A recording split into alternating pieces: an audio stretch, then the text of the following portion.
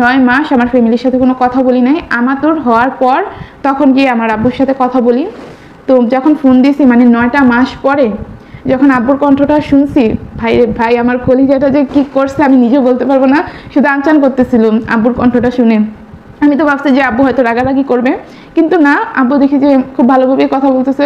মানে ফার্স্টেই আমার আব্বু যে কথাটা ছিল, মানে আমার জামাইয়ের জন্য সবকিছু ছেড়ে চলে আসছে, জামাইও তাকে অনেক ভালোবাসে, সেও তার জামাইকে অনেক ভালোবাসে, কিন্তু আমি তো আসছি তাকে দেখে। এখন হুট করে আমার সতীনের মনে হলো কি যে না, আমি 1.5 বছর তার সাথে সংসার করছি, আবেগের বসে একটা ভুল করে ফেলছি, এখন আমার পক্ষে সতীন মেনে নেওয়া সম্ভব না।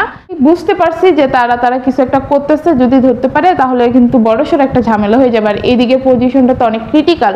অন্যান্য ক্ষেত্রে হয় কি যে ছেলে নিয়ে বয়ফ্রেন্ডের সাথে পালিয়ে যায়, কিন্তু আমারটার ক্ষেত্রে তো আমার সতীন আছে। তো এই ক্ষেত্রে বিষয়টা কতটা খারাপ হবে। বিছানায় বসে বসে সে কাতরাচ্ছিল, ওয়াশরুম পর্যন্ত যাবে সেই সক্ষমতা তার ছিল না। অ্যাম্বুলেন্স করে নিয়ে যাওয়া হয়, যেটা আমি নিজের চোখে দেখে ওইটা আমি নিজেকে কন্ট্রোল করতে পারিনি। এইভাবে তাকাইতেছিল, আমি দেখছি, খেয়াল করছি আসলে ও দেখতেছিল যে আমাইটা কেমন। আসলে আমি প্রথমবার দেখছি। আর যখন বোরকা খুলছে না, মানে আমরা যখন ওইখান থেকে সিএনজিতে উঠে আমরা আমাদের গ্রামের বাসায় চলে আসি, গ্রামের বাসায় এসে ওইখানে আর কি ফ্রেশ ট্রেশ হই, তখন ও বোরকা খুলছে, তখন ওর গাল দুটো না পুরো লাল হয়েছিল। আমি মনে ভাবতেছিলাম কি ও মনে হয় লজ্জায় লাল হয়ে গেছে। আসসালামু আলাইকুম সবাইকে, কি অবস্থা সবার? আশা করি সবাই ভালো আছেন। আলহামদুলিল্লাহ, আল্লাহর রহমতে আমরাও ভালো আছি। আর আজকের ভিডিওটা অনেক বেশি ইন্টারেস্টিং, যেটা আপনারা অলরেডি ক্যাপশন টাইটেল দেখে বুঝে গেছেন। আমাদের সতীন হওয়ার সম্পূর্ণ গল্পটা আজকে আপনাদের সাথে শেয়ার করব। আর এই টপিকটা নিয়ে আজ পর্যন্ত যতগুলো ভিডিও বানাইছি, মানে 2টা 3টা, আপুরা বারবার শুধু একটা কথাই বলছে যে আপু কেমন যেন ছাড়া লাগতেছে কথাগুলো, তারপরে আরো বিস্তারিত বলো। মানে তাদেরকে যতই বলতেছি পিপাসাটা মনে হয় যে আরো বেশি বেড়ে যাচ্ছে, একদম A to Z, যাতে কোনো ওয়ার্ড বাদ না যায়, সম্পূর্ণ বিস্তারিতটা আপুরা শুনতে চাচ্ছে। যার কারণে আজকে ভিডিওটা করতে বসা। কারণ আমি কয়েকদিন ধরে আপুদেরকে বলতেছিলাম, যখন আমাকে কমেন্ট করতেছিল যে আপু আরেকটু ওয়েট করে দিব, কিছুদিন পরেই দিব, তো আর কত ঘুরাবো। আর রিসেন্ট আমরা 2টা ব্লগ আপলোড করি এই রিলেটেড, যেখানে বড় সতীন তার একটা অনেক ইন্টারেস্টিং মুহূর্তের কথা শেয়ার করছে আপনাদেরকে। আমি আর একটা বিষয় একটু ক্লিয়ার করে বলি, অনেকের মাথায় অনেক উদ্ভট প্রশ্ন ঘুরতে থাকে এই ভিডিওটা দেখার পরে, মানে আজকের ব্লগটা দেখার পরেও এই মাথায় অনেক প্রশ্ন আসতে পারে। কমেন্ট বক্সে এসে প্রশ্ন করবেন যে আমরা কিভাবে ঘুমাই, আমরা একটা বাড়িতে থাকি নাকি আলাদা বাড়িতে থাকি। তো আজকে একটা ব্লগ আপলোড হয়েছে, আমার 2 বউ কি একই রুমে ঘুমায় নাকি এরও, তারা এই ব্লগটা দেখে আসতে পারেন, সব কনফিউশন দূর হয়ে যাবে ইনশাআল্লাহ। আচ্ছা, যাই হোক, এখন আমাদের সতীন হওয়ার গল্পটা একদম শুরু থেকে শেয়ার করি, যেহেতু আপনারা ভাঙাচোরা একদম খোলামেলা একটা ভিডিও চাচ্ছিলেন। আজকের ভিডিওটা একটু বড় হবে, আমি আগেই বলে রাখলাম, তো ধৈর্য সহকারে দেখতে হবে, যেহেতু চাইছেন। আমাদেরও ভিডিওটা করতে অনেক কষ্ট হচ্ছে। তো যাই হোক, এবার আমি শুরু করি। কষ্ট কেন হচ্ছে? কারণ এখন ভোর থেকে সকাল হয়ে যাচ্ছে, আমরা 200 দিনে ঘুমাইনি এই ভিডিওর প্রিপারেশনের কারণে। হ্যাঁ, বাচ্চাদেরকে ঘুম পাড়িয়ে চলে আসছি ভিডিওটা করতে। তো মানে একদম আমাদের সতীন হওয়ার চিন্তা ভাবনাটা কিভাবে আসছে, তারপর আমাদের কিভাবে যোগাযোগটা হয়েছে আমার সতীনের সাথে, সেটা আপনাদেরকে আগে বলি। আমার সতীনের সাথে আমার যোগাযোগটা হয়েছে ফেসবুকের মাধ্যমে। আমি 2021 সালের মানে আগস্ট কি সেপ্টেম্বর এই একটা মাসের মধ্যে একটা ফেসবুক অ্যাকাউন্ট খুলে আমার কাছে ফোন আসে আর কি, তখন প্রথমবারের মতো। তো আর 2021 সালে করোনা টাইমের মধ্যে কিন্তু এই ফেসবুক জিনিসটা অনেক বেশি জনপ্রিয় হয়ে গেছিলো। তো আশেপাশে সবাইকে দেখে আমার এসবে কোনো ইন্টারেস্ট ছিল না ফোন নিয়ে। আমি বাচ্চাদের মতো ছিলাম যে একটা ফোন পেলেই কতক্ষণে গেমস খেলবো, এই চিন্তা ভাবনা আমার মাথার মধ্যে করতো। যেহেতু আশেপাশে দেখতাম আমার সমবয়সীদেরকে সবারই নাকি একটা ফেসবুক আইডি আছে, ফেসবুকে মেসেঞ্জারে কথা বলে এই সেই শুনতাম। তো ভাবলাম যে আমি একটা আইডি খুলি। তো মানে একটা অবাক করার বিষয় কি জানেন, আমি তখন জানতাম না যে ইউটিউবে কিভাবে একটা ফেসবুক আইডি ওপেন করতে হয়, এই ধরনের টিউটোরিয়ালগুলো থাকে। আমি নিজেই খুচুর করে একটা আইডি খুলি, বাট আমার এই জিনিসটা মাথায় ছিল না যে পাসওয়ার্ড রাখতে হয়। আমি পাসওয়ার্ড যে কি উল্টাপাল্টা দিছে আমার মনে নাই, তো ওই আইডিটা চলে যায়। তারপরে আরেকটা আইডি আমার নিজের নামেই খুলি, সুমাইবিন সুলতানা। তো সেই আইডিটা খুলি, তো আমি তখন এই জিনিসটা বুঝতাম না যে কিভাবে ফ্রেন্ড অ্যাড করতে হয়।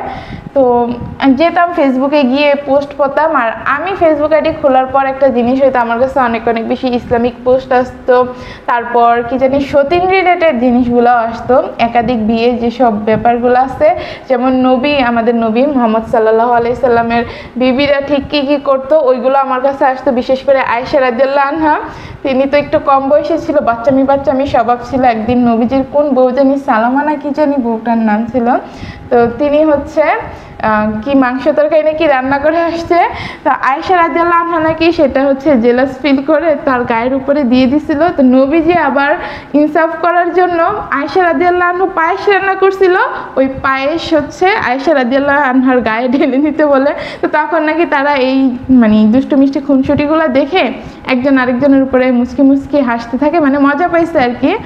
তো ওই জিনিসটা দেখার পরে আমার খুব ভালো লাগছে যে আসলে ওনারা মানে সতীনরা কত সুন্দর মিলেমিশে থাকতো, খুনসুটিও ছিল আবার ভালোবাসাও ছিল। ইস, আমাদের যুগেও যদি এসে এরকম হইতো। আর আমি তো গ্রামে বড় হয়েছি, এইসব সতীন বা একাধিক বিয়ে যে বিষয়টা, এটা কিন্তু গ্রামে অনেক বেশি হয়ে থাকে শহরের তুলনায়। মানে প্রায় শুনতাম যে আশেপাশে মানুষজন এসে বলতেছে কি জানি উমুকে একটা বউ আছে, বাচ্চা আছে, আরেকটা বিয়ে করে ফেলছে, এখন বউ সংসার করবে না, কুটকাসারি করছে, এই সেই মানে মামলা মোকদ্দমা অনেক ঝামেলা করতেছে। তো আমি তখন বলতাম কি যে আচ্ছা ওরা এমন করে কেন, এক ঘরে কি দুই বোন থাকে না নাকি? তো সতীনের বিষয়টাও তো এইভাবে মেনে নেওয়া যায়, ওনারা কেন এত ঝামেলা করে? তো আমি যখন একটু ছোট ছিলাম তখন আমার আম্মু বলতো যে দেখ তুই এসব বুঝোস না, মানে একটা ধমক দিয়ে বলতো যখন সংসারে যাবি না তখন বুঝবি। আমি আচ্ছা আমি বুঝবো না। তো তখন থেকে আমার মনের মধ্যে হচ্ছে একটা চিন্তা ঘুরতো যে না, আমিও দেখাই দিব যে সতীন মিলেমিশে থাকতে পারে। আমি বিয়ে হওয়ার পর আমার জামাইকে আরেকটা বিয়ে করাই দিব, তখন মানুষজনকে দেখাবো যে না আসলেই সতীন মিলেমিশে থাকতে পারে। তো আমাদের এই সতীন হওয়ার বিষয়টা কিন্তু একদিন আর 2 দিনে তৈরি হয় নাই, অনেকটা সময় হচ্ছে আমাদের মাথার মধ্যে এই জিনিসগুলো জমা হয়েছিল আর কি। তো আমি যখন ফেসবুক আইডি চালাই তখন এই জিনিসগুলো আবার আসতে থাকে, আমার মাথার মধ্যে ঘুরপাক খেতে থাকে। তো ফ্রেন্ড তো অ্যাড হয় নাই, কীভাবে যেন ওই যে অপশানটা আসলে ফ্রেন্ড অ্যাড হওয়ার, আমি ভাবছি যে আচ্ছা এটার মধ্যে ক্লিক করলে কি হয় দেখি, ফ্রেন্ড লেখা যেহেতু। তো তখন হচ্ছে কয়েকজন অ্যাড করি, তো তাদের সাথে আমার কথা মানে তাদের মধ্যে 1-2 জনের সাথে আবার এই যে আমার সতীনের একটা আইডি ছিল সুমাইয়া জাহান খুশি, সে আবার তখন অনেক ফেমাস ছিল এই সতীন বিষয়টা নিয়ে 21-22-এর দিকে। তো একবার কি পোস্ট করছিল, মানে ফাইজলামি করে প্রত্যেকটা পোস্ট করতাম। আমার সতীন আবার অনেক রসিক মানুষ বুঝছেন, তো সে হচ্ছে ফাইজলামি সতীন নিয়েই সবগুলো ফাইজলামি মার্কা পোস্ট করতো আর কি। তো এইরকম একটা পোস্ট করছিল যে আমার আইডিটা সবাই প্রমোট করে দাও, আমি সতীন বানানোর জন্য মেয়ে পাচ্ছি না, আমার সতীন লাগবে, তো আমার আইডিটা প্রমোট করে দাও, আরও কিছু মেয়েদের কাছে দিয়ে দাও। তো আমার আইডিতে যে 1-2 জন আপু ছিল যাদের সাথে আমার খুব ভালো একটা সম্পর্ক ছিল, সবসময় কথা হইতো, তারা না এই জিনিসটা সিরিয়াসলি নিয়ে আসলেই সুমাইয়া জাহান খুশি আইডিটা প্রমোট করে দেয়। তো প্রমোট করে দেওয়ার পর আমার কাছে ওই পোস্টটা আসে, পরে আমি মানে ভাবতেছি যে ও লেখছে যে এই আপুর সুমাইয়া জাহান খুশি আইডিটা মেনশন করে লেখছে যে এই আপুর একটা সতীন লাগবে, কে সতীন হবা আপুর আইডিতে গিয়ে অ্যাড হোক। তা আমি হচ্ছে আইডিতে গিয়ে একটা মানে কি বলে, মানে আমার আসতেছে না ওয়ার্ডটা, তো একটা মানে উৎসাহ কাজ করতেছিল। তো যাই আমি আইডিতে গিয়ে দেখি যায় মানে ওর আইডিতে ফানি পোস্টে ভরা এই সতীন নিয়ে। আমি তো পোস্টগুলো পড়ে হাসতে হাসতে পুরো আমার পেট ব্যথা হয়ে গেছে, কিন্তু দুর্ভাগ্যবশত এখন পোস্টগুলো কি সেটা আমার মনে নেই, কারণ আরও 3.5 বছর আগের কথা এগুলা, 3.5 বছরেরও আগে, হ্যাঁ বেশি। তো মানে সতীন হওয়ার আগের পোস্ট এগুলা। তো মানে ওগুলা দেখে আমি অনেক মজা পাইছি, আমি আচ্ছা অ্যাড হই, সমস্যা কি, দেখবো পোস্টগুলো, মাঝে মাঝে কমেন্টও করবো। তো এইভাবেই যাচ্ছিল। আমি হচ্ছে মেসেজ যে করবো সেই সাহসটা তখন আসে নাই, কারণ আমি যতজনের সাথেই হচ্ছে কথা বলতাম মেসেঞ্জারে তারা আমাকে আগে হচ্ছে মেসেজ দিছিল। তো যখন সম্পর্কটা একটু ভালো হয়ে গেছে, সবসময় কথা হয়, তখন হচ্ছে কি আমি আগে মেসেজ করতাম যে কেমন আছো এমন। তো তাকে হচ্ছে আমি যেহেতু একটু সেলিব্রিটি মানুষ, মেসেজ করার হচ্ছে সাহস পাচ্ছিলাম না। পরে হচ্ছে আমি এসএসসি পরীক্ষা দেই, এসএসসি পরীক্ষার রেজাল্ট দেয়, ওই টাইমে হচ্ছে সে স্টোরি দিছিল যে আমার রেজাল্ট হচ্ছে 4.61 না 2, তোমার 6.1। তো ওইটা দেখে আমি ভাবছি কি হায় রে, এই আপুকে তো আমি এতদিন অনেক বড় ভাবতাম, এখন তো দেখি সে আমার বয়সী। আমি হচ্ছে ওই স্টোরিতে রিপ্লাই দেই যে আপু তুমি কি এবার এসএসসি পরীক্ষা দিছো? বলে যে না আমি আগের বার দিছি। পরে আমি বলছি যে আচ্ছা তুমি আমার মাত্র 1 বছরের বড়, আমি তো ভাবছি তুমি আমার অনেক বড়। তো সেই দিন হচ্ছে এখানেই কথা শেষ। তারপরে আস্তে আস্তে কীভাবে যেন কথাটা বাড়ছে, ও আচ্ছা যার মাধ্যমে হচ্ছে আমি আমার সতীনের সাথে অ্যাড হয়েছিলাম, তাকে জিজ্ঞেস করি যে এই সুমাইজান খুশি মেয়েটা কেমন, তোমার সাথে কি কখনো কথা হয়েছে? তখন বলছে যে হ্যাঁ ভালোই, অনেক ফানি একটা মানুষ, ওর সাথে কথা বলতে ভালোই লাগে। তো পরে হচ্ছে গিয়ে আমার মানে সতীনকে আমি কি বলে ফার্স্ট টাইম হচ্ছে সাহস করে মেসেজ দেই যে কি অবস্থা, কেমন আছো। তো এইসব কথা বলার পর আমি তাকে সর্বপ্রথম যেই প্রশ্নটা করছিলাম যে তুমি কি আসলেই সতীন আনতে চাও নাকি তুমি সব সময় ফানি করো? বলে যে না আমি বিষয়টা নিয়ে সিরিয়াস, আবার ফানও করি, মানে কি যে বলছে নিজেও জানে না। পরে আমি বলছি যে ও আচ্ছা, তো কোনো সতীন কি পাইছো নাকি 2-3 দিন কথা বলার পর? বলতেছে যে হ্যাঁ একটা পাইছিলাম, কিন্তু ও না আমাকে ছ্যাঁকা দিয়ে দিচ্ছে। তো ওই মেয়ে হচ্ছে আমার সতীনকে ছ্যাঁকা দিয়ে দেয়, বলছে যে সতীন হয়ে যাবে অনেক সিরিয়াস, হ্যান ত্যান অনেক কিছু। পরে তো আমার সতীন দেখি যে সেও আসলে অনেক কষ্ট পেয়ে গেছে জিনিসটা নিয়ে। পরে আমি কি বলছি যে আচ্ছা ঠিক আছে কোনো ব্যাপার না, আমি তো আছি, আমি তোমার সাথে মানে ফাইজলামি করবো যতদিন পর্যন্ত না তুমি একটা সতীন পাও। ডেইলি আমি কথা বলার শুরুতে আগে ওই জিনিসটা বলে নিতাম যে আমি কিন্তু তোমার সাথে এই সতীন জিনিসটা নিয়ে মজা করতেছি, তুমি আবার আমার সাথে সিরিয়াস চলে যাও না। পরে ও বলছে যে আচ্ছা ঠিক আছে কোনো সমস্যা নেই, এরকম ফাইজলামি আমার সাথে অনেকেই করে যে আমি তোমার সতীন হব। পরে বলে যে না আমি ফান করছি।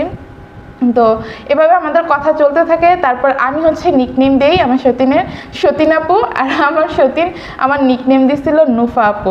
তো এভাবে কথা হয়। এই তো মানে তার মধ্যে হচ্ছে আমার সতীন রিলেটেড অনেক পোস্ট করে, তারপর পোস্ট দেখে অন্যদের, যেটা আগের ব্লগে যেটা হচ্ছে যে স্বামীর দ্বিতীয় বিয়ের রাতে কীভাবে মানে দ্বিতীয় বিয়ের রাতের কষ্ট কীভাবে সহ্য করছিলাম, সেখানে বলছিল যে কাঠগোলাপ নামে একটা উপন্যাস পাইছিল, আবার এইসব একাধিক বিয়ে নিয়ে উপন্যাস কি লেখালেখি পড়তো। তো ওইটা পড়ার পর ওর একদম মন ছুঁয়ে যায়। তারপর একটা হুজুর ছিল যিনি হচ্ছে 4 বিয়ে নিয়ে অনেক বেশি ভাইরাল হয়েছিল ওই টাইমটাতে, তো ওনার ওয়াজগুলো শুনতো, আবার আমাকেও দিত, আমিও শুনতাম, ভালোই লাগতো মানে এগুলো শুনতে। তো ওইগুলো হচ্ছে দেখতে দেখতে তারপর আবার মাসনা সুলাসান একটা গ্রুপ ছিল, সেখানে এ রিলেটেড অনেক পোস্ট হইতো, মানে একদম বাস্তব জীবনে সতীনের সম্পর্কটা ঠিক কেমন হয় সেখানে ওই জিনিসগুলোই হচ্ছে পোস্টের মাধ্যমে তুলে ধরা হইতো আর কি। সেইগুলা দেখে আস্তে আস্তে হচ্ছে আমার সতীনের মাঝেও সিরিয়াসনেসটা আসে, আবার আমাকে দিত, আমার মাঝেও একটা মানে তৈরি হইতো আর কি, হইতো ওই আর কি। তো পরে হচ্ছে এগুলা দেখতে দেখতে ওই যে ইন্ডিয়ার কৃতিকা পায়েল ওনারা আসে, আরমান মালিক, তো আমার কাছে ভিডিও আসে, আমিও তাদের ভিডিওটা দেখি। আমার সতীনকে পরে জিজ্ঞেস করি আচ্ছা তুমি কি দেখছো ওনাদেরকে, ইন্ডিয়ার আরমান কৃতিকা পায়েল? বলছে যে হ্যাঁ দেখছি। আমি কি একটা জিনিস দেখছো, মানে আমার খুব অবাক লাগছে যে তারা নাকি একাধিক, হিন্দুদের রিচুয়ালে তো মানে এটা নাই যে একাধিক বিয়ের যে বিষয়টা, এটা আমাদের মুসলিম ধর্মে আছে। পর আমি বলছি যে দেখো ওনারা হিন্দু, তারপরে একাধিক বিয়ের জন্য কি সুন্দর মুসলমান হয়ে গেছে, মানে এরকম একটা কথা আমরা শুনছিলাম। আসলে ব্যাপারটা কি এটা আমরা জানি না, আর কখনো খতিয়ে দেখার প্রয়োজন মনে করি নাই। তো তখন হচ্ছে আমার সতীনের মাঝে সিরিয়াসনেস আসে। তো আমিও বললাম যে আমাদের বাংলাদেশে যদি এমন হইতো, আর আমাদের মুসলিমদের মধ্যে তো এরকম নিয়ম আছেই, তারপরেও কেন আমরা সাহস করি না? অবশ্যই এটার মধ্যে ভালো কিছু আছে, সতীন অবশ্যই মিলেমিশে থাকা যায়, না হলে আল্লাহ এরকম একটা বিধান কেন দিবে? যদি সতীনের সম্পর্ক এমন চুলাচুলি তারপর ঝগড়াঝাটির মধ্যে সীমাবদ্ধ থাকে। তো আমার সতীন বলে যে না আমার না তোমাকে অনেক ভালো লাগছে, আমি তোমাকেই সতীন বানাবো, আর কারোর সাথে কোনো কথা বলবো না। পরে আমি বলি যে না কি বল, আমি তো তোমার সাথে মজা করতেছি, তুমি হঠাৎ করে সিরিয়াসলি চলে গেলে কেন?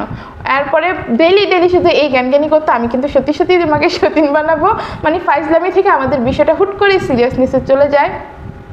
তো পরে হচ্ছে আমি বলে যে আচ্ছা আমি তোমার সতীন হব, তবে আমি আরও টাইম নিব, কারণ আমি সবেমাত্র তখন কলেজে ভর্তি হয়েছি নাকি হব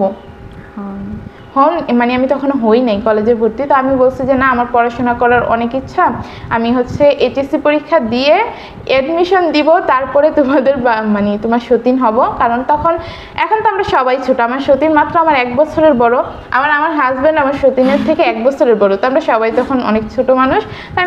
আমরা অনেক ছোট। তো আমি বলছি যে না এইচএসসি পরীক্ষা দিলে তখন আমি বড় হব, তারপর যদি কোনো একটা বিশ্ববিদ্যালয়ে চান্স পাই তো নিজের একটা আলাদা মানে পরিচয় থাকবে যে না আমি একটা ভার্সিটিয়ান। তো পরে বলছে যে আচ্ছা ঠিক আছে কোনো Public সমস্যা নেই। আমি বাংলা মানে অন্যভাবে বলছি, চুপ থাকা এখন। তো এই কথা বলি, তো ও বলছে যে আচ্ছা ঠিক আছে সমস্যা নেই, আমার জামাই তো অ্যাডমিশন দিবে। তখন আমাদের জামাইয়ের অ্যাডমিশন দেওয়ার কথা ছিল। তা আমি কিন্তু জামাইকে ওইটা আমি দেখি নাই, বা আমার দেখার তেমন কোনো আগ্রহ আসে নাই যে আমি জামাই দেখে কি করব, যেটা সত্যি কথা। হ্যাঁ হ্যাঁ, আমি একটু পরে বলতেছি এই কথাটার উত্তর দিতেছি। তো পরে হচ্ছে, কারণ আমি তো তখন বিষয়টা নিয়ে সিরিয়াস ছিলাম না যে জামাই দেখতে যাবো কি দেখতে, মানে ওকে মাঝে মাঝে দেখতে চাইতাম, যে যার সাথে কথা বলতেছে তাকে একটু না দেখলে কি হয়। তো ও হচ্ছে একদিন ভিডিও কলে আসে, ওই তখন প্রথমবার ওকে দেখা, আর প্রথমবার ওইটা, লাস্টবার ওইটা। এরপরে আর ও ছবি কাউকে কখনো দেয় না, ভিডিও কলে যতটুকু কথা বলার বলতো। তো পরে কোন জায়গায় ছিলাম, ওই যে অ্যাডমিশনের জায়গায়। পরে কি বুঝে আমার হচ্ছে, তখন আমি তো গ্রামে থাকতাম, এসএসসি পরীক্ষা দিছি, ওই টাইমে হচ্ছে প্রচুর পরিমাণে সম্বন্ধ আসতেছিল। তো যেটা আমি ওকে আবার শেয়ার করতাম যে হ্যাঁ আমার এমন সম্বন্ধ আসছে, তখন ও বলে যে তোমার তো বিয়ে হয়ে যাবে। আমি বলছি যে না, আমার কেন বিয়ে হবে, আমার আব্বু আম্মা আমাকে পড়াশোনা করাবে, ভাইয়ারাও এটাই বলছে, এখন কোনো বিয়ে শাদী হবে না, আর আমার ফ্যামিলি আমি ম্যানেজ করে নিব, আমার কোনো সমস্যা নেই, বিয়ে শাদী হবে না, আমি এখনও যথেষ্ট ছোট, পড়াশোনা করার পর তারপর আমাকে বিয়ে দিবে। কিন্তু না, তার একটাই কথা, না তোমার অন্য জায়গায় বিয়ে হয়ে যাবে, অন্য জায়গায় বিয়ে হয়ে যাবে। আর আমি তাকে বোঝাতে থাকি যে না, আমার অন্য জায়গায় বিয়ে হবে না, আমি পড়াশোনা করতে চাই, পড়াশোনা করব, এসব কথা বলতে থাকি। পরে বলে যে না সমস্যা নেই, আমাদের এখান থেকে পড়াশোনা করবা, কয়েকদিন পর তো সব কিছু ঠিকই হয়ে যাবে। তো তখন আমার সতীন হচ্ছে বাসায় জানায়, আমার হাজব্যান্ডকে কীভাবে রাজি করছিল সেটা একটু বইলো একটু পরে।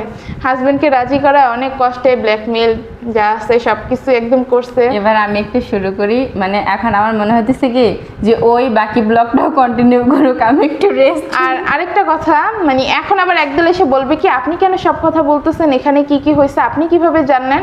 ভাই 3.5 বছর ধরে সংসার করতেছে, আমি কি পরে ঘটনাগুলো শুনি নাই? আর যখন ঘটছে তখন সব কিছু আমাকে বলছে মেসেঞ্জারে যে এখন এটা এটা হয়েছে। আমি শাশুড়ি মাকে এটা বলছিলাম, শাশুড়ি মামাকে একদম ধুয়ে দিছে, জামাই এটা করছে সেটা করছে। শাশুড়ি আম্মা আমাকে ধুয়ে দিছে। ও হ্যাঁ ঠিক আছে, এটা বলছি। ঠিক আছে। তারপর জামাই আমার সাথে অনেক রাগারাগি করছে, না খেয়েছিলাম, এগুলো তুমিই বললো, আমি একটু সারমর্ম বলি আর কি।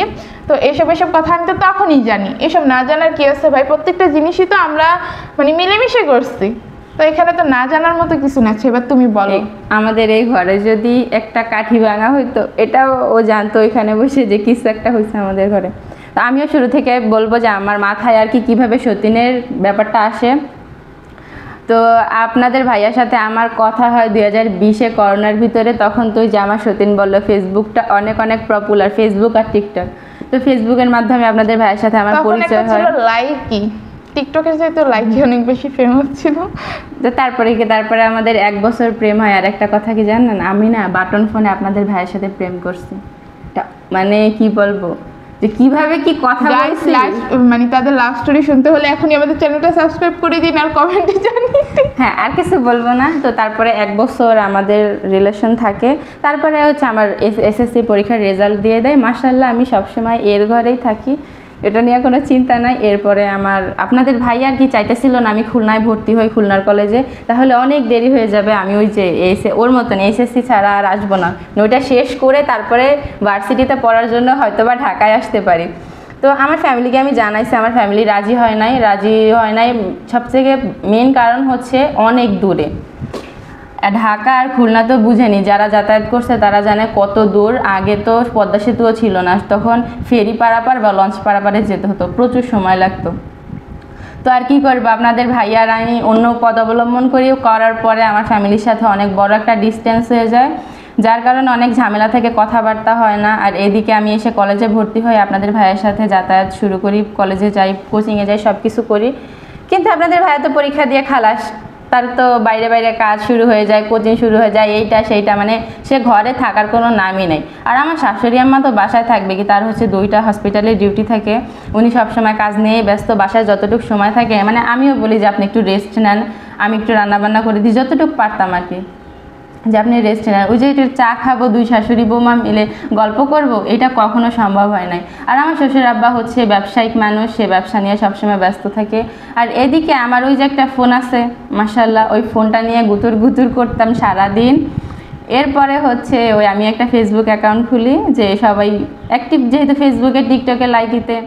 তারপরে আমার হচ্ছে বাপের বাড়ি হচ্ছে মা হাউস ওয়াইফ আর ভাই বোন সবসময় কেউ না কেউ থাকতো, আমি কখনো একাকিত্ব বোধ করতাম না। কিন্তু এই বাসায় আসার পরে ওই জামাইয়ের সাথে যতদিন ওই যে কলেজে যাওয়া আসা করছি ততদিন পর্যন্ত সবই ঠিকঠাক ছিল, কিন্তু যখন তারও বাইরে কাজ বেড়ে যায় তো আমি মানে নিজেকে নিজে একাকিত্ব বোধ করতাম। আর আমার কোনো ফ্রেন্ডের সাথেও যোগাযোগ ছিল না, কারণ ওই যে খুলনায় সব ফ্রেন্ড সার্কেল ছিল। আর এই বাসায় কলেজে এসে তোলারাম কলেজ সরকারি, তো এখানে কোনো ফ্রেন্ডই আমার ছিল না। ওই একটা মেয়ের সাথে একদিন কথা হয়েছে, ওই একদিনই। এরপরে আমার সাথে নক দিচ্ছে যে তুমি কলেজে আসো আমরা একসাথে যাই, ওইটা আর হয় নাই, আর কোনো ফ্রেন্ডশিপও আগায়নি। তো আমার মাথায় যে সতীনের একটা ভূত আগে থেকেই ছিল, ছোটোবেলা থেকে। যখন আমি ক্লাস 6-7-এ পড়ি তখন আমার একটা ফ্রেন্ড ছিল মিম নামের, ওর সাথে আমি সবসময় মানে আমিও দুজনেই বলতাম যে আমরা একসাথে সতীন হব, ঘুরবো ফিরবো একসাথে, বাচ্চা মানুষ করবো, আমাদের অনেকগুলো বাচ্চা হবে, আমাদের মানে পরিবারটা অনেক ভরা ভরা থাকবে। তো সেই ফ্রেন্ড তো আর কয়েকদিন পরে ওর সাথেও আমার তেমন একটা কথাবার্তা হয় না, মানে পরীক্ষা এসএসসির পর থেকে আর কোনো কথাবার্তা হয় না। তো ওইখানে তো শেষ সতীনের স্বপ্ন। তো ওই ভূতটা আবার কিভাবে মাথায় উঠছে, আমি হচ্ছে ওর মতোই যে বিভিন্ন ধরনের ওই মাসনা সুলাসা রুবা একটা গ্রুপ ছিল, একটা না অনেকেই আছে, ওইখানে হচ্ছে বিভিন্ন পোস্ট করতাম, ভালো লাগতো আর কি। পোস্ট করতে করতে আমার মাথার ভিতরে কীভাবে ঘুরতেছিল যে আমিও পোস্ট করি। আমি প্রথমে একটা পোস্ট করছিলাম, মানে এত মানে লাইক আর কমেন্ট আসছে যে আমারও ভালো লাগা শুরু করে দিচ্ছে, আমি আরও পোস্ট করবো এইভাবে। মানে একটা পোস্ট আছে, আমি আপনাদেরকে বলি কীরকম পোস্টগুলো। আমার বিয়ে হয়ে গেছে 1 বছর পূর্ণ হয়ে গেছে, তাও দুই পাশে মানে গরমের ভিতরে এক পাশে সতীন হচ্ছে বাতাস পাখা নিয়ে বাতাস করবে, আর এক পাশে জামাই বাতাস করবে, এই সৌভাগ্য আমার কবে হবে। ঠিক এমন এর থেকে অনেক ফানি পোস্ট করতাম, কিন্তু যে সময়ের ব্যবধানে আমি ওগুলা ভুলে গেছি যে কি কি পোস্ট করতাম। কিন্তু আমি এখন ভাবতেছি আমি আবার শুরু করব ইউটিউবে যে পোস্ট অপশনটা আছে ওইখানে পোস্ট দেওয়া, কিন্তু আমার সতীনের কারণে আমি পারতেছি না। কেন, আমি কি করছি তোমাকে? সেটা আজকে ব্লগে সবাই দেখছে কি করছো, আমি একটু বলাই।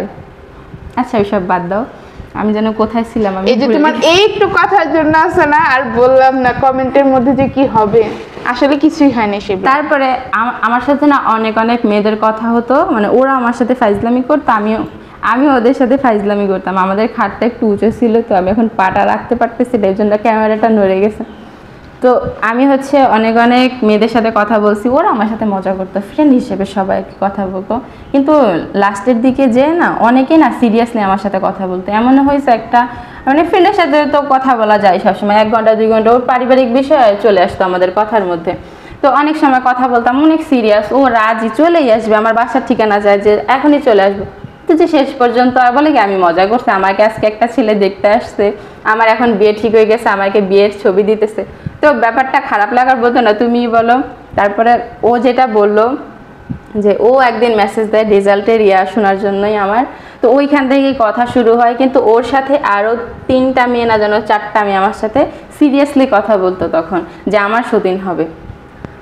আমি আর কি, তো ওকে নিয়ে তো অত বেশি সিরিয়াস ছিলাম না আমি প্রথমে।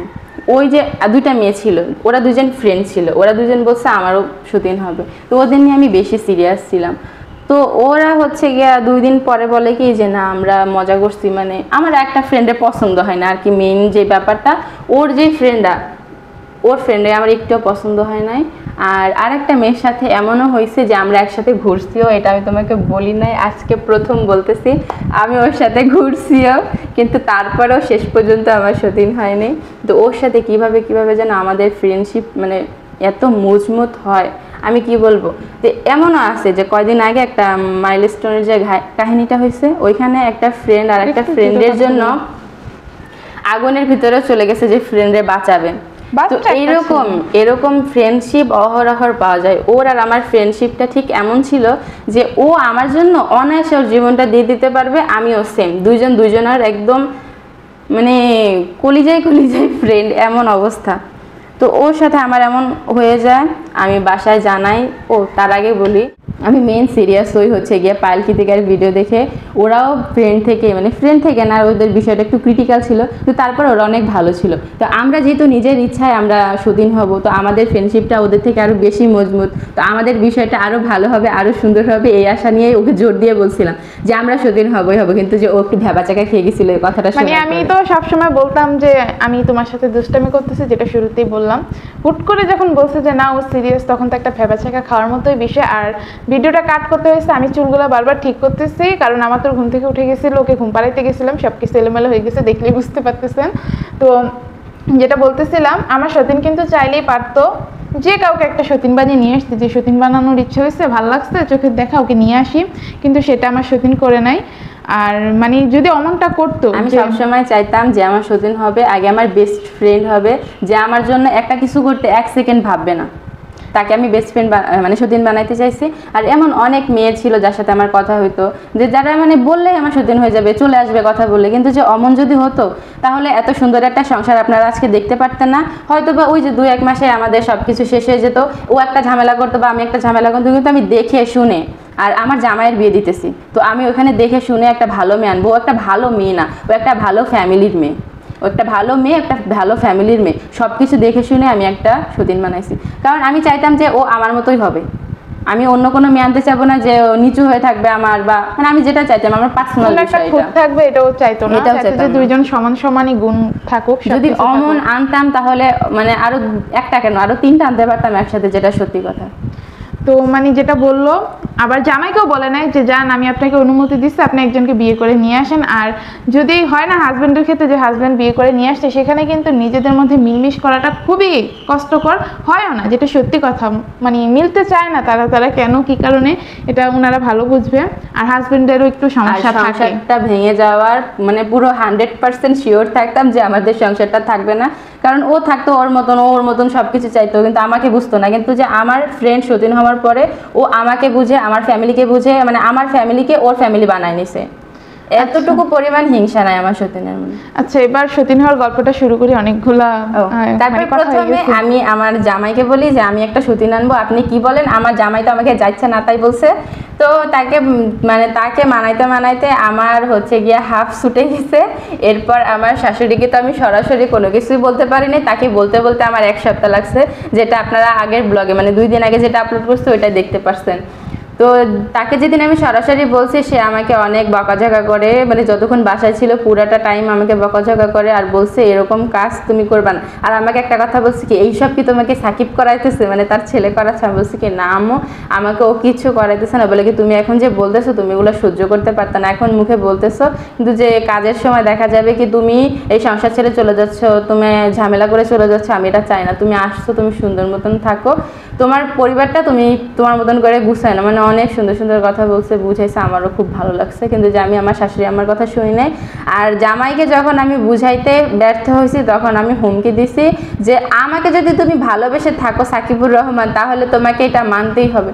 তো এটা এখন অনেক ফানি, মানে হাসি মনে হচ্ছে, কিন্তু যে ওই সময়টা অনেক সিরিয়াস ছিলাম, অনেক ক্রিটিক্যাল ছিল ব্যাপারগুলো রাজি করানো। সতীন তখন 2 দিন না খেয়েছিল, ওই বিষয়টা আমি বলতেছি। মানে আমার শাশুড়িকে আমি অনেকবার বলছি, কিন্তু আমার শাশুড়ি কোনোভাবেই রাজি হয় না। তো এক সময় মানে আমি বলার চেষ্টা করছি, তার একটা কথা, এই সতীন নিয়ে আমার বাসায় উঠা যাবে না, তার একটাই কথা, তুমি তোমার সতীন আনবা, তুমি তোমার টাকা খাও, তুমি অন্য বাসা নিয়ে তুমি ভাড়া করে তোমার সতীন নিয়ে থাকো, আমার বাসায় এসব চলবে না। ওই 2 দিন পরে ঝগড়া করবা, 2 দিন পরে নাটক করবা, মানে সচরাচর যে সতীনের সাথে সতীনের ফ্যামিলিতে যেগুলো হয় আর কি, আমার কথাটা একটু আটকে গেছে, সতীনের ফ্যামিলিতে কি যেগুলো হয়, চুলাচলি, মারামারি, ঝগড়াঝাটি, অশান্তি, তো এইসব আমার ফ্যামিলিতে চলবে না। আমার ফ্যামিলি অনেক মানে সে তখন বর্তমানে অনেক সুখ শান্তিতে আসছিল, যার কারণে হচ্ছে সে এইসব ঝামেলা চায় না। তো তার সাথে আমি হচ্ছে ঝামেলা করি। সন্ধ্যার মানে লাস্ট যেদিন আমি বলছি দুপুরবেলা, ওই দিন উনি সারাদিন বাসায় ছিল। তো ওই দিন যখন বলছি দুপুরবেলা, তো আমার কথা শোনেনি। তখন যে আবার সন্ধ্যার সময় গিয়ে বলি, যে তখন আমি একটু মানে আমার শাশুড়ির সাথে আমার একটু খারাপ লাগতেছে, কারণ আমার শাশুড়ির সাথে আমি কখনো একটা কথার উপর আর একটা কথা তো দূরের কথা, আমার শাশুড়ি যা বলতো আমি তাই হ্যাঁ, মানে তাকে আমি সম্মানও করতাম, আবার একটু একটু ভয়ও পাইতাম সে নার্স দেখে। আর নার্স আর ডাক্তার এগুলো আমি ছোটোবেলা থেকে অনেক বেশি ভয় পাই। তো তারপরে সন্ধ্যার সময় গিয়ে আমি বলতেছি আমার সত্যি আমি আনবো, এই বাসায় আনবো, আপনার সমস্যা কি, আপনার সাথে কি থাকবে, মানে যেগুলো আর কি বলে একটু ঝগড়ার সময়। কিন্তু যে এগুলো আমি ওনাকে কখনোই সিরিয়াসলি বলি নাই, জাস্ট আমি সতীন আনার জন্য এগুলা বলছিলাম। এগুলা বলে আমি বলছি কি থাকেন তাহলে আপনার সংসার নিয়ে আমি এখন চলে যাচ্ছি, বের হয়ে যাচ্ছি, আমার যেদিক 2 চোখ যায়। তখন আমার শাশুড়ি বলছে কি যাও চলে যাও, তাও এই বাসায় সতীন আনা যাবে না। তো আমি সত্যি সত্যি বের হয়ে যাই, আর আমার পিছনে পিছনে আমার জামাইও চলে যায়। তখন বাজে হচ্ছে রাত 9টা কি 10টা। তখন আমার মা বাবা কন্টিনিউয়াস ফোন দিতেছে। তাদের সাথে আমার সম্পর্কটা খারাপ ঠিক আছে, কিন্তু যে কথাবার্তা হতো, কিন্তু যে কন্টিনিউয়াস ফোন দিতেছে, তুমি এগুলা কি করতেছো, এগুলা করা ভালো না, তুমি ভবিষ্যতের কথা চিন্তা করো, মানে অনেক কিছু বুঝাইছে রাস্তার ভিতরে। তো আমরা ছিলাম হচ্ছে শীতলক্ষা নদীর ঘাটে, এটাকে যেন কি ঘাট বলে আমি ভুলে গেছি। তো ওই ঘাটে আমরা রাত 3টা পর্যন্ত ছিলাম। আমার শাশুড়ি আম্মাও ফোন দেয়নি, আমার শ্বশুর আব্বুকেও ফোন দেয়নি, মানে কেউ এই বিষয়টা নিয়ে রাজি না। পরে আমরা দুজন আবার, মানে আমি মেয়ে মানুষ তো, এই জন্য আমার জামাই আর কি ঘাটে থাকার সাহস করে নাই, বাসায় চলে আসি আমরা 3টা বাজে। দরজা খোলাই দেখে তখন আমার শাশুড়ি আম্মা দেখতেছে বাইরে আমার সতীন আছে কিনা, মানে এরকমই বলে গেছিলাম আমি এখন যাচ্ছি আমার সতীন আনতে। তো মানে উপর থেকে দেখতেছিল, তখন আমাদের হচ্ছে সব কিছু কমপ্লিট হয় না, এইসব জায়গা ফাঁকা ছিল, শুধু ছাদ ছিল, ছাদ ঢালাই ছিল। তো ওইখান থেকে দেখতেছে আমার সাথে কেউ আছে না, লুকানো কেউ আছে নাকি, সব দেখে শুনে তারপর আমাদের ঘরে ঢুকেছে। তো ওই দিনও খাইনি, আর তার আগের দিনও হচ্ছে খাইনি, 2 দিন ধরে আর কি আমি ঝামেলা করতেছিলাম। আর আমার জামাই মাশাআল্লাহ একটু একটু পানি চুরি টুরি করে খাচ্ছিল আমার যে মনে হয়, কিন্তু যে আমার সামনে দেখাইতেছিল যে সে কিচ্ছু খায় নাই। তো পরের দিন সকালেই আসলে ওর আসার কথা ছিল, আমি মেসেজে তোমার এই ঢঙের জন্য কি না খেয়ে থাকবে শুধু শুধু বেচারা। এরপরে আমি ওকে মেসেজ দিয়ে বলি তুমি আর কোনো কথা বলবা না। ও তার আগে তো আমার ওর সাথে কথা হয়েছেই, ও একটু সিরিয়াস ছিল, মানে সিরিয়াস, আমার কথা আসতেছে না, কারণ আমার প্রচণ্ড পরিমাণে ঘুম আসতেছে। ও একটু মানে ছিল আর কি সিরিয়াস, যার কারণেই ও বাসা থেকে বের হয়ে আসে। মানে আমি সিরিয়াসনেসটা আবার ও শুধু সিরিয়াস হলে তো হবে না, আমার পক্ষ থেকে একটা সিরিয়াসনেস আসতে হবে। তো আমাকে যখন বলছে তো আমিও সিরিয়াসলি নিচ্ছি বিষয়টা। তো এই কারণে ও হচ্ছে বাসার যুদ্ধে। তো আমি মানে তখন ভাবতে পারি নাই যে তখনই আমাদের একদম সতীন হয়ে যাব। আসলে আমি যখন সতীনের কথাটা বলছি যে আমরা সতীন হব, ও আমাকে অনেক বুঝাইছে যে দেখো তোমার একটা জামাই আছে, তুমি কি এসব বুঝে শুনে তুমি সংসার করছো 1.5 বছর, তোমার কাছে এখন মনে হচ্ছে নিতে পারবা। আমি ওকে এসব বিষয়ে অনেক বুঝাইছি, যদিও আমি এসব সংসারের ব্যাপারে কিছু বুঝি না, তবে আশেপাশের মানুষ থেকে যতটুকু শুনছি যে সতীন বিষয়টা মেনে নেওয়া অনেক কষ্ট, হ্যান ত্যান। আর আমি লাইফে কখনো কোনো প্রেমও করি নাই যে হ্যাঁ আমি কারোর সাথে রিলেশন করছি। এখন আমার বিএফকে দেখছি যে অন্য একটা মেয়ের দিকে তাকাইছে, ওইটা দেখে আমার খুব জেলাস ফিল হইতেছে। এসব কিছুই আমি তখন বুঝি না যে আমি ওকে বুঝাবো যে এমন এমন লাগে নাকি। শুধু এতটুকুই বলতেছিলাম যে আসলে তুমি 1.5টা বছর সংসার করছো, এখন আরেকজন আসবে তোমার কাছে, আসলে কি তুমি মেনে নিতে পারবা? আমি আশেপাশে মানুষের কাছে শুনি, আবার দেখছিও যে এইসব সতীন বিষয়টা নিয়ে অনেক ঝামেলা করে, সেই জায়গায় তুমি নিজ থেকে নিতে চাইতেছো, পরে দেখলা যে তোমার মেনে নিতে পারতেছো না। আর আমি যদি একবার এভাবে চলে আসি আমার কিন্তু ফেরার রাস্তা থাকবে না, কারণ আমার ফ্যামিলি যেমন আমি তাদেরকে অনেক বেশি ভয় পাই, আমার বিশেষ করে আমার ভাইদেরকে আর কি। তো যেটা বলতেছিলাম, আমি আমার ফ্যামিলির মধ্যে সবচেয়ে বেশি ভাইয়াদেরকে ভয় পাইতাম। তো আমি বলতেছিলাম আমার ভাইরা যদি আমি একবার এভাবে আসার পরে এই জিনিসগুলো শুনে তাহলে কিন্তু একদম খবর আছে। আর তো তখন ও হচ্ছে বাসায় এত এত ঝামেলা হয়ে যায় যে তখন আমার ইমিডিয়েট আসতে হবে, না হলে জিনিসটা একদম ধামাচাপা পড়ে যাবে। যদি তখন আমি না আসি, বুঝতে তো পারতেছেন একটা গরম গরম বিষয় যদি মীমাংসা না হয় তারপরে আর 1000 বছর চলে গেল ওইটার কোনো হুঁশ থাকে না। তো আমাদের ক্ষেত্রেও বিষয়টা এমন ছিল। তো আমার সতীন আমাকে বলতেছিল যে না তোমার আসলে এখনই আসতে হবে। তারপরে আরো অনেক অনেক কিছু বলছে যেগুলো শুনে আমার অনেক খারাপ লাগতেছিল, এত কষ্ট করতেছে আর আমি এটুকু পারবো না। তো যদিও আমার ফ্যামিলির জন্য আমার অনেক খারাপ লাগতেছিল যে না, এটা খুবই স্বাভাবিক একটা বিষয়। তো পরে আমি হচ্ছে কলেজে যাই, তখন আমার সতীন আমাকে বলে যে তোমার এখনই আসতে হবে। পরে আমি বললাম যে কি বল এখন হুট করে, আমার হাত পা তখন কাঁপতেছে ভাই। আর আমি সকালবেলা যে কলেজের জন্য বের হয়েছি, অন্যদিন হচ্ছে আমি নাস্তা খেয়ে বের হয়ে আমার পেটে মনে হয় যে ইঁদুর দৌড়ায় খিদায়। আর ওই দিন আমি, আমার এখনো মনে আছে যে আমি একটা পাউরুটি নিছিলাম আর একটা কলা নিছিলাম, এক কামড়ও খাইতে পাই না ভাই, যেটা মুখে নিছিলাম সেটাও ফেলে দিছি। আমার কেন জানি নিজের মনে মনে অনেক বেশি খারাপ লাগতেছিল। পরে আমার যখন ও বলছে যে যাওয়ার কথা, আমার শুধু হাত পাগুলো থরথর করে কাঁপতেছিল, গলা একদম শুকাই গেছে, এমনকি এখন পর্যন্ত আমার গলাটা শুকাই গেছে। তখন এমন একটা সিচুয়েশন আমরা পার করছি, এখন হয়তো মুখে হাসি আছে কিন্তু তখন মুখে এই হাসি আসতেছিল না। তো পরে বলে যে না তোমার এখনই আসতে হবে, আমি অনেক বড় ঝামেলা করে ফেলছি, এখানে অনেক কিছু হয়েছে, তোমাকে সব কিছু বলা হয় নাই, আর ফোনে তো এত কিছু বলাও যায় না এইসব ঝামেলার মধ্যে।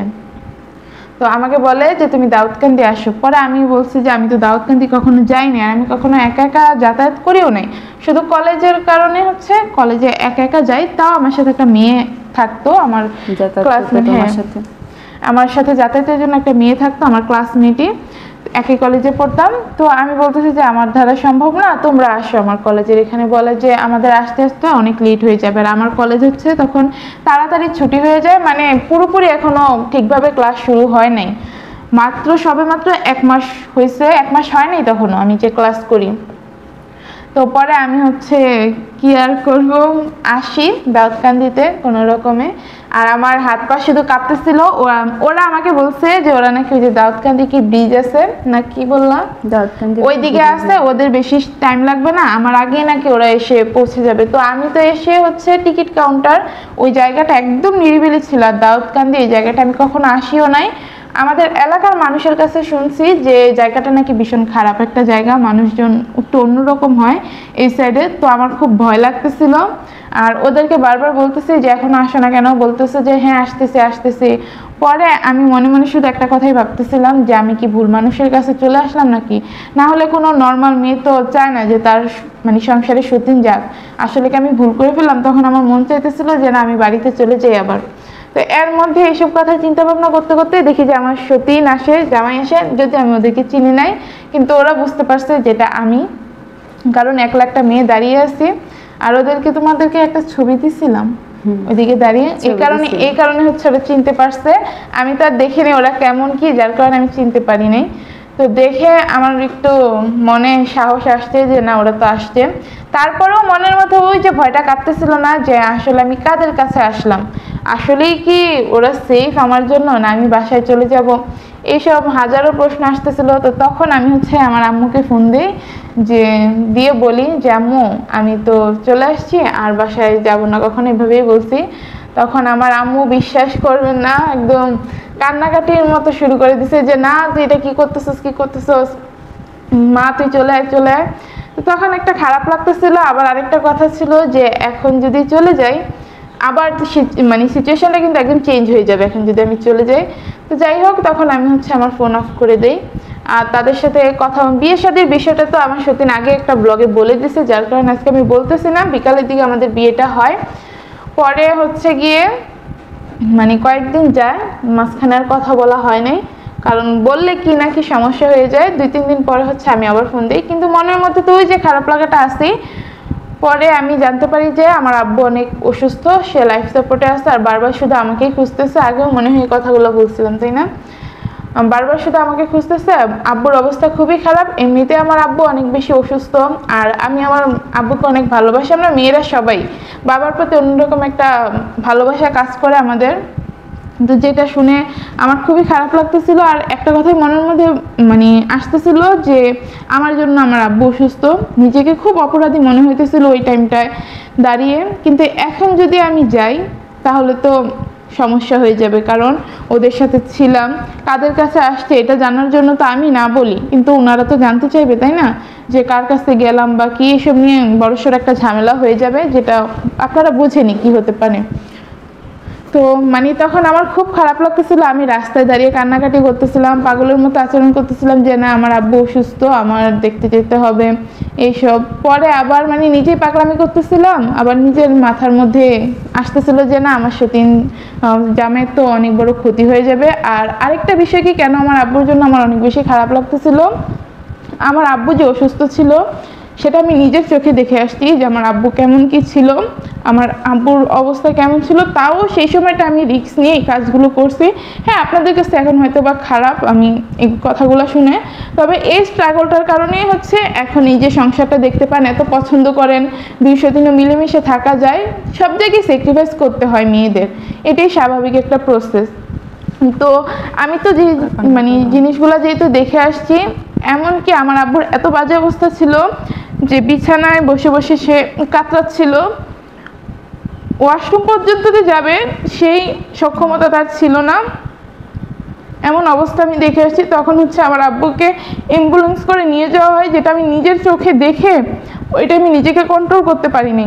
তো বারবার আমার মনের মধ্যে শুধু সেই কথাগুলো আসতেছিল যে আমার আব্বু এমন ছিল, এখন হয়তো বা ঠিক সেম পজিশনে আছে বা তার চাইতেও খারাপ, কারণ এমনিতে আব্বু খুব বাজেভাবে হার্ট অ্যাটাক করছে। তার মানে হার্ট বা শরীরের যেই আমাদের কি বলে যন্ত্রপাতি বা যাই বলেন না কেন, ওই অর্গানগুলোর মধ্যে 100-এর মধ্যে 64% একদম ড্যামেজ হয়ে গেছে। তো ডাক্তাররা বলছে যে সে যদি আবারও এরকম কিছু হয় তাহলে বাঁচবে না। তো আমার মনের মধ্যে শুধু এই জিনিসটাই ঘুরতেছিল। তারপরও নিজের মনকে শক্ত করছি যে না, আমার আব্বুর কিছু হবে না ইনশাল্লাহ। তো আলহামদুলিল্লাহ পরে খোঁজখবর নিয়ে আব্বু সুস্থ আছে। যাই হোক, এখন এই জিনিসগুলোর জন্য অনেক বেশি খারাপ লাগে যে তখন কি কি সময় পার করছি। তবে আরেকটা জিনিস কি জানেন, সব সময় যে বাবা মা বিয়ে শাদী দিলেই সুখী হয় এমনটা না। আমি এমন দেখছি যে বাবা মা দেখে বিয়ে দিছে কিন্তু ওই সংসারটা 1 মাসও টিকে নেই। সেই জায়গায় আমি তো সুখী আছি আলহামদুলিল্লাহ, এটাই তো বেশি। তো আমি মাঝখানে অনেক দিন আমি আমার আব্বু আমার সাথে কথা বলা অফ রাখি, আর যখনই কথা বলতাম লোকেশন চেঞ্জ করে ফেলতাম। এমনকি এটাও হয়েছে, লোকেশন চেঞ্জ করার পরেও লাস্ট পঞ্চবটিতে কথা বলছিলাম। নারায়ণগঞ্জে যারা থাকেন তারা হয়তো বা চিনেন। সেই লোকেশন পর্যন্ত আমার আব্বু একদম পুলিশ র্যাব যা আছে সব নিয়ে চলে আসছে। যেহেতু আমার আব্বু আর্মি ছিল, তার আমার ভাই আর্মি, তাদের একটা অন্যরকম পাওয়ার আছে। পরে সেখানে গিয়ে তো আমাকে পাইনি, কারণ আমি তো পঞ্চবটি ছিলাম না। লোকেশনটা এখানে উঠছে ঠিক আছে, বাট আমি তো এখানে না। পরে যে অনেক দিন ধরে কথা অফ রাখি, বুঝতে পারছি যে তারা কিছু একটা করতেছে, যদি ধরতে পারে তাহলে কিন্তু বড়সড় একটা ঝামেলা হয়ে যাবে। আর এদিকে পজিশনটা তো অনেক ক্রিটিক্যাল। অন্যান্য ক্ষেত্রে হয় কি যে ছেলে নিয়ে বয়ফ্রেন্ডের সাথে পালিয়ে যায়, কিন্তু আমারটার ক্ষেত্রে তো আমার সতীন আছে। তো এই ক্ষেত্রে বিষয়টা কতটা খারাপ হবে এটা তো আপনারা বুঝতেই পারতেছেন। তো আমরাও তখন বুঝতে পারি যে না, জিনিসটা তো অনেক খারাপ হবে। তারপর আমার ফ্যামিলি আমাকে না পেয়ে আমিও তাদের সাথে যোগাযোগ বন্ধ রাখি এই ভয়ে। তো পরে যে আমি কথা অফ রাখি, আর অফ রাখার ওটা নিয়ে আলাদা বিস্তারিত আপনাদেরকে বলবো যে মানে কতদিন কথা অফ ছিল। আমি পুরা 9 মাস আমার ফ্যামিলির সাথে কোনো কথা বলি নাই। আমাতোর হওয়ার পর তখন গিয়ে আমার আব্বুর সাথে কথা বলি। তো যখন ফোন দিয়েছি মানে 9টা মাস পরে যখন আব্বুর কণ্ঠটা শুনছি, ভাই রে ভাই, আমার কলিজাটা যে কি করছে আমি নিজেও বলতে পারবো না। শুধু আনচান করতেছিল আব্বুর কণ্ঠটা শুনে। আমি তো ভাবছি যে আব্বু হয়তো রাগারাগি করবে, কিন্তু না, আব্বু দেখি যে খুব ভালোভাবে কথা বলতেছে। মানে ফার্স্টেই আমার আব্বু যে কথাটা ছিল যে এতদিনে মনে পড়লো, পরে আমি বলছি যে হ্যাঁ মনে পড়ছে, কেমন আছো কি, তো নর্মালি কথা হয়। তো এরপরে আস্তে আস্তে কথা বলা শুরু হয়। তো তখন কিন্তু আব্বুকে জানাই নেই যে আমার সতীন আছে। আর আমরা ছিলাম ভাষাবার। ও ভালো কথা, আমি তো মেন কথাই স্কিপ করে চলে যাচ্ছি, এতটা ইমোশনাল হয়ে গেছি। তো আমরা যে মানে সতীন হয়ে আসার পর আমার শাশুড়ি তো আগেই বলে দিছে যে তোমার সতীন তুমি নিয়ে খাওয়া পড়াও, তোমার ব্যক্তিগত ব্যাপার, কিন্তু আমার বাড়িতে আসতে পারবে না। তো আমি আসার পরেও তিনি এই বাড়িতে জায়গা দেয় না, যে না সতীন নিয়ে আমার বাড়িতে উঠা যাবে না। কারণ তিনি ভাবছে যে কি সতীন হয়ে আসছি তারপরে কয়দিন পর চলে যাব, এরকম একটা বিষয়। কিন্তু আমাদের ক্ষেত্রে তো বিষয়টা অন্যরকম ছিল, যেটা উনি বুঝতেছিল না আর বোঝার কথাও না, যেটা আমরা সমাজে মানে দেখে আসি আর কি। তো পরে তিনি জায়গা দেয় নাই, বাসা খুঁজতে হয়। আর তখন অনেক গরম ছিল, আমার সতীনের বাসা বাড়ি মানে এসে বাসা খুঁজতে অনেক কষ্টে দাঁড়াবো। বলতেছি আমি আগে আমার কথাটা শেষ করি, তারপর তুমি এগুলা বললাম। তারপরে আমরা গিয়ে অনেক কষ্ট করে একটা বাসা ভাড়া পাই। তাও যে অনেক ভালো পাইছি এমন না, তবে পাইছি যে এটাই অনেক বেশি। কারণ অনেক খোঁজাখুঁজির পরেও কেউ এত তাড়াহুড়োর মধ্যে বাসা ভাড়া দিবে না। আগে তো অ্যাডভান্স দেখে রাখতে হয়, দিয়ে রাখতে হয়, তারপরে বাসা ভাড়া। একদিনেও না, এখন দিলে এখনই দিলে এখনই আমরা বাসায় উঠে যাই। তো কে দিবে? যাই হোক, আন্টি রাজি হয়েছিল। আমার সতীন ডিটেলসে বলবে যে এই বাসা খুঁজতে গিয়ে তাদের কতটা হয়রানি হইতে হয়েছিল। তো সেই বাসায় যাই। আর আপনাদের ভাইয়া তখন কি আর বলবো, আমি তখন তো আমার বাবা মাকে ছেড়ে আসছি। তারপর জানতে পারছি যে আমার আব্বু অসুস্থ। এমনিতে আমার মাথার উপর দিয়ে প্রচন্ড পরিমাণে প্রেশার যাইতেছে, পাগল হয়ে যেতেছে। আমি কি করলাম না করলাম, আর নতুন একটা জায়গায় আসছি, খুবই খারাপ লাগার একটা বিষয় কাজ করতেছিল। তখন আমার সতীনও তো কিছু বুঝতে পারতেছিল না, কারণ এতদিন তো আমার সাথে মনে করেন যে চ্যাটিং করতো, জিনিসটা বুঝে নেই। যখন সামনাসামনি আসছি তখন তো অন্যরকম। আর আমি এমনি তো খুব চুপচাপ একটা মানুষ, চাপা মনের একটা মানুষ, সবার কাছে সবকিছু সবসময় শেয়ার করতে পারি না। তখন নতুন একটা জায়গায় আসছি, আমার সতীনের সাথেও ওই রকম ভাবে যে সবকিছু শেয়ার করব এটা হয়ে উঠতেছিল না। আমার সতীনও কিছু বুঝে উঠতে পারতেছিল না। তো পরে নিজেরটা নিজেই হচ্ছে মনের মধ্যে রাখতাম যখন কান্নাকাটি করতাম। আর আপনাদের ভাইয়ার কথা যেটা, সে এমন ছিল আমি মানে কান্না করি না মরে যাই তার তখন কোনো পাত্তা নেই, কারণ সে তখন আমার সতীনকে অনেক ভালোবাসে। আর সেও তো চায়নি যে তার জীবনে দ্বিতীয় কেউ আসুক, এটা আমার সতীনের সম্পূর্ণ জেদের কারণে হয়েছে। তো সেই সময়টা আমি ভাবতেছিলাম যে আমি কাদের কাছে আসলাম। আমার সতীনও তখন আমার সাথে ঠিকঠাকভাবে কথা বলে না, মানে চুপচাপ থাকে, হয়তো নিজের মধ্যে একটা খারাপ লাগা কাজ করতেছিল, এই কারণে কিছু বলতেছিল না, নিজের মধ্যে নিজের কষ্টটা রেখে দিতেছিল। তো দুইজনের মতো চুপচাপ থাকতাম, দুই পাশে গিয়ে আমি হয়তো কান্না করতাম, আমার সতীনও হয়তো বা কান্না করতো, জিনিসটা এমনই হয়েছে। তো আমি ভাবতাম যে আমি কাদের কাছে আসলাম, জামাই সতীন না হয় বুঝে না, ও এতদিন সংসারটা করছে, ওর খারাপ লাগতেছে। আর আমরা মেয়ের এমনিতেই নরম মনের মানুষ, ও আমাকে স্বামীর ভাগ দিচ্ছে, এটাই তো অনেক বেশি, তাই না? এখন আবেগের বসে দিক আর যার কারণেই দিক, কিন্তু পুরুষ মানুষ তো এমন হয় না ভাই। সে তো সবটা বুঝে শুনে আছে যে না আমার বউ ভেঙে পড়বে, তখন আমার এই জিনিসগুলো সামাল দিয়ে উঠতে হবে। কিন্তু আপনাদের ভাইয়ের মধ্যে তখন সেই সিরিয়াসনেসটা ছিল না, যেটা সত্যি কথা বলো। তোমার তো আবার জামাইয়ের বদনাম সহ্য হয় না। তো মানে আমি আমার যাই হয়ে যাক না কেন তার কোনো পাত্তা নাই। তো যে কারণে আমার খুব খারাপ লাগতেছিল, কারণ আমি লাইফে একটা রিলেশন করি নাই, কিছু করি নাই, সব কিছু স্যাক্রিফাইস করে আমি এখানে চলে আসছি। এখন যদি যার কাছে আসছি তার কষ্টটা তো আমি বুঝতেছি কিছুটা হইলো। এখন যে জামাই সেও আমাকে একানার পাত্তা দেয় না। তো আমি কি করছিলাম, রাগ করে সিম খোলা ছিল আমার ফোন থেকে, আমি সিম লাগাইছিলাম যে না আমি আমার ফ্যামিলির সাথে যোগাযোগ করবো, আমি থাকবো না, চলে যাব। তখন আসছে আপনাদের ভাইয়া রাগ দেখাতে, আমার ফোনটা ফেলছে ভেঙে। আমার যে তখন মেজাজটা এত খারাপ হয়েছে, পরে আমাকে নিয়ে রাগ ভাঙানোর জন্য বাইরে ঘোরানোর জন্য নিয়ে গেছিল। আমি কি করছি, আমি মানে প্রচণ্ড রাগী। আমি যখন আমার রাগ ওঠে তখন খুব বাজেভাবে রাগ ওঠে, আর যখন আমি একদম শান্তশিষ্ট থাকি, একদম শান্তশিষ্ট, মনে হবে যে আমি কথাই বলতে পারি না, খুবই চুপচাপ একটা মানুষ। আসলে আমাদের শান্তশিষ্ট মানুষদের নাকি রাগ অনেক বেশি হয়, এটা আমি আমার নিজের মধ্যে খুব ভালোভাবে প্রমাণ পাইছি। তো পরে কি হয়েছে, আমি তো মনের মধ্যে রাগটা রেখে দিছি, আর সে তো মনে করেন যে ঠুস ঠাস রাগ দেখা একটু পরে ভুলে যায়, এরকম অবস্থা। আর আমার এসব রাগ টাগ নিয়ে সে যে ভাঙাবে বা কিছু, এসব তার কিছু নাই। বাইরে নিয়ে গেছে, সেটা আমার সতীন বুঝাইছে যে তুমি ওর সাথে তো রাগারাগি করছো, আসো বাইরে থেকে একটু ঘুরে আসি, এমনিতে ওর মন টন খারাপ, এত কিছু মানে বাবা অসুস্থ, ওর সব কিছু মিলিয়ে আসো, আবার তুমি ওর সাথে রাগারাগি করছো। আমি কি করছি, ওরা কোথায় যেন ছিল, ঘাটের শীতলক্ষা নদীর ওই পারে একটা ইয়ে আছে তাই না, ঘাট আছে, জাহাজ, হ্যাঁ লঞ্চ পারাপার করে সেখানে নিয়ে গেছিল। আমি কি করছি, ওরা ঘাটের ওইদিকে দাঁড়িয়ে আছে দুইজন, আপনাদের ভাইয়া কিন্তু আমার সাথে দাঁড়ায় নাই, তার বউর সাথে সে দাঁড়িয়ে আছে, বড় বউর সাথে, আমাকে আলাদা। তো এমনিতেই তো মেজাজটা গরম, মনটা খারাপ, আমি আমার মতো সোজা হাঁটা দিচ্ছি একদিকে।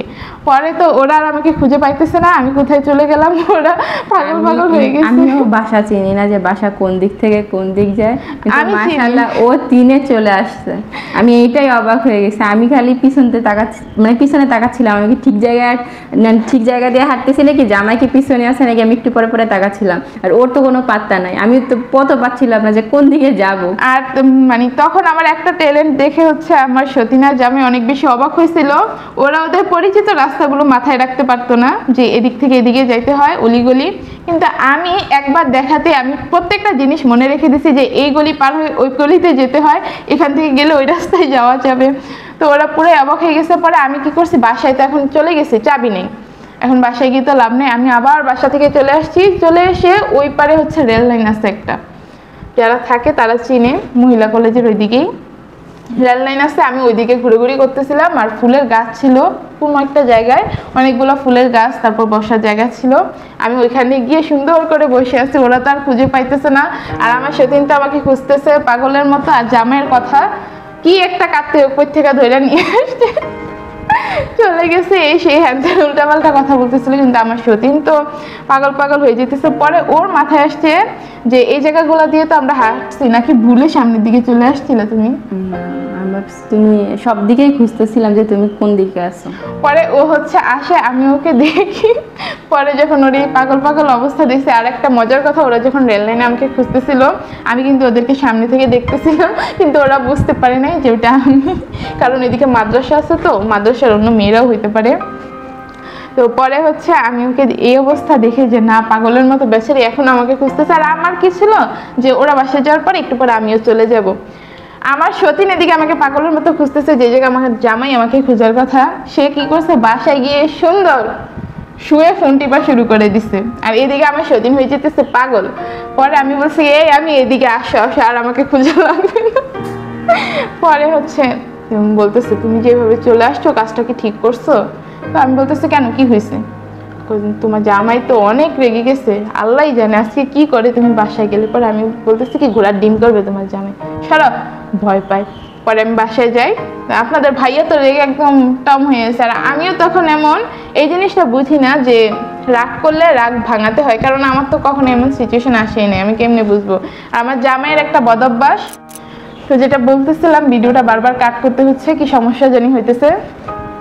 তো আপনাদের মানে আমি তখন বুঝতাম না যে রাগ ভাঙাতে হয়। আর আমার হাজব্যান্ড ভাবতো কি এটা একটা তার বদভ্যাসই বলতে পারেন, কারণ প্রেম করে বিয়ে করছে তো কখনো ওই জিনিসটা বুঝে নেই। প্রেমের টাইমে তো সবকিছুই মধুর মধুর লাগে। আর আমার সতীন তো আমার জামাইকে অনেক ভালোবাসে, আর সেও আমার সতীনকে অনেক ভালোবাসে, তো তাদের মধ্যে এত তেমন একটা রাগারাগি হয়নি। আর যদি রাগ করতো আমার সতীনকে মানে রাগ ভাঙিয়ে ফেলতো, তবে আমার মধ্যে তো এটা ছিল না। আমার কথা ছিল যেহেতু সবসময় আমি ছোট ছিলাম, আমার রাগ ভাঙাতে আসতো সবাই। আমি যদি ঘরে একটু মন খারাপ করে চুপচাপ বসে থাকতাম, তো সেই ক্ষেত্রে আমারও তো একটু জেদ থাকবে। আমিও তো বাবা মায়ের একমাত্র মেয়ে, সে যেমন বাবা মায়ের একমাত্র ছেলে দেখে এমন ভাব নিয়ে বসে থাকে সারাদিন। তা আমি ভাবতাম যে আমার রাগ কেন ভাঙাবে না, আমি কেন রাগ ভাঙাতে যাব? আমি এত কিছু স্যাক্রিফাইস করে আসছি, আমি কি এটুক পাও না? না মানে এটাই আসতো। মানে ছোট তো বাচ্চা, আমি স্বভাবই রয়ে গেছিল। তো পরে আপনাদের ভাইয়া তার সেটা করে না, সে আরও বেশি রেগে ফায়ার হয়ে যায়, কেন তার রাগ ভাঙানো হয় না। আর যেটা বলতেছিলাম, তার একটা ধারণা ছিল কি আমি এই সমস্ত কিছু সংসারের সমস্ত কিছু কিভাবে হাজব্যান্ডকে হ্যান্ডেল করতে হয়, সংসার সামলাতে হয়, এই সব কিছু শিখবো আমার সতীনের কাছ থেকে। কিন্তু না, আমি যতই সতীন দেখে আসি না কেন, একটা আমার হাজব্যান্ডের প্রতি তো আমার একটা অধিকার আছে, তাই না? যাই হোক না কেন, আমি সতীন দেখে আসি না কেন, মূল সম্পর্কটা তো তৈরি হয়েছে হাজব্যান্ডের কারণে। সে যদি আমাকে বিয়ে না করতো তাহলে কি আমরা সতীন হতে পারতাম? এটাই তো বাস্তব, তাই না? তো পরে মানে এসব সবসময় এমনটা করতাম, আমিও রাগ ধরে বসে থাকতাম, সেও রাগ ধরে বসে থাকতো। তো এই নিয়ে হচ্ছে আমাদের মাঝে একদম দুন্দারাক্কা কি বলে ঝামেলা চলতো। আর আমার সতীন মাঝখান দিয়ে একদম মাইকার চিপার মধ্যে পড়ে গেছে। কতক্ষণ আমারে বোঝাও, কতক্ষণ জামাইরে বোঝাও, জামাইরে বুঝাইতো যে যাও তো, ছোট মানুষ আসছে সংসারে নতুন নতুন, তা আবার একটু অন্যরকম, তুমি এরকম করো না, যাও তুমি ওর রাগ ভাঙাও, এই সেই। আমার আয়সা বলতো যে এমন করতে হয় না, ছেলেদের রাগ ভাঙাতে হয়, ছেলেরা আয়সা কখনো রাগ ভাঙায় না। আর এখন তোমার বিয়ে হয়ে গেছে, এমন না যে তুমি প্রেম করো এই কারণে তোমার রাগ ভাঙাতে যাবে। তো পরে আমি তো না কোনোভাবেই যাব না রাগ ভাঙাতে। এই নিয়ে হচ্ছে আপনাদের ভাইয়ার সাথে টম এন্ড জেরির মতো আমার পুরা 1 বছর এভাবেই কাটছে। মানে তখন ওই যে রাগ ধরে বসে থাকতাম ঠিক আছে, কিন্তু নিজের মনের মধ্যে তো কষ্ট ঠিকই লাগতো যে জামাইয়ের সাথে কথা বলতেছি না, বা জামাই আমাকে কোনো পাত্তা দিচ্ছে না। মেইন সমস্যাটা ছিল আমার এটাই যে জামাই আমাকে কোনো একানার পাত্তা দিত না। এটাই সত্যি কথা। আর আমরা মেয়েরা জামাইয়ের কাছ থেকে এই অ্যাট্রাকশনটা পেতে চাই, যত যাই বলেন না কেন। এখন আবার একদল এসে বলবেন কি সতীনের সংসার দেখে আসছো, আবার চাও যে জামাইয়ের উপরে অধিকার খাটাতে। কেন ভাই, আমার কি আল্লাহ নিষেধ করছে যে তুই সতীন দেখে আসছো তোর জামাইয়ের প্রতি কোনো অধিকার নাই? জামাইয়ের প্রতি মানে আমরা 4 সতীন হইলে 4 জনের সমান অধিকার। তো আচ্ছা যাই হোক, সে কথা না যাই, যাদের কাজ যেটা তারা সেটা করবেই, আমি যতই বুঝাই না কেন। তো আপনারা তো সব আমাদের সতীন কিভাবে হলাম, কেমনে হলাম, কিভাবে এই সুন্দরী সতীনকে খুঁজে পেলাম, মানে কমেন্ট বক্সে অনেক সময় কমেন্ট আসে যে আপনার এই সুন্দরী সতীনকে আপনি কিভাবে খুঁজে পেলেন। তো আপনাদেরকে তো আজকে সব কিছুই বললাম, আমাদের 3.5 বছরের মানে জার্নি, কোনো কিছুই আর কি সহজ ছিল না। মানে সব কিছু করতে আমি যেমন কষ্ট করছি, আমার সতীন তেমন কষ্ট করছে, আমার হাজব্যান্ড, আমরা সবাই প্রচুর স্যাক্রিফাইস করছি। সাথে সাথে আমার শাশুড়ি আমার মাঝখান থেকে আমরা একটু বিপদে ফেলে দিছিলাম, উনি মাঝখান থেকে কষ্ট পাইছে, এটা আমার কাছে একটু খারাপ লাগে। তো কোনো কিছুই মানে যে সবাই দেখে যে আমাদের 3.5 বছরের সংসার, আমরা অনেক সুখী শান্তিতে সংসার করতেছি। প্রথম এত সুখ ছিল না আমাদের, মানে কোনো না কোনো দিক থেকে আমরা বিপদে ছিলাম বা আমাদের সমস্যা ছিল। কিন্তু যে আস্তে আস্তে আস্তে আস্তে আস্তে আস্তে যে পরিবারটাকে দেখতে পারতেছেন, এটা অনেক কষ্টের ফল। আর এখন আব্দুর রহমান আছে, আমাতুর রহমান আছে, এরা হচ্ছে আমাদের পুরো ঘরটাকে ভরে রাখে সবসময়। আমাদের মানে কি বলবো, আমাদের কলিজা বলতে যাই হোক গাইস, আমরা হচ্ছে রাতের বেলা সারাটা রাত জেগে আছি, তো যার কারণে এখন লাস্টের দিকে এসে একটু হেবাচেকা খেয়ে যেতেছি। তো আপনাদেরকে তো সম্পূর্ণ গল্প বলা হয়ে গেছে, আর কথা আমি ধারাবাহিকতা রাখতে পারছি কিনা জানি না, তবে সম্পূর্ণ ব্লগটা দেখলে বুঝে যাবে। সবসময় মানে স্বপ্ন দেখতাম, আলহামদুলিল্লাহ আমার এখন অর্ধেক পূর্ণ হয়েছে, বাকিটাও পূর্ণ হবে যদি আমার সতীন রাজি হয়। কিন্তু এখন মাশাআল্লাহ ভরা ভরাই আছে আমার পরিবার, তার একটু হলে ভালো। হ্যাঁ, যাতে সে আরো কোনায় বসে বসে কান্নাকাটি করতে পারে। আমি এত সাপোর্টিভ হয়েও নাকি তার একদম কষ্টে বুক চোখ ফেটে গেছে। এখন সাথে তুমি আছো, এখন আমার দরকার নাই ভাই, আমার 200 দিনের কোনো দরকার নাই। পরে সব কষ্ট পরিশ্রম আমার করতে হবে। ভাগো তুমি, তোমার স্বপ্ন নিয়ে তুমি বসে থাকো। যে শাশুড়ি আমার মতো বলবো, সতীন আনলে তোমারটা তুমি যা মন চায় আলাদা করে থাকো।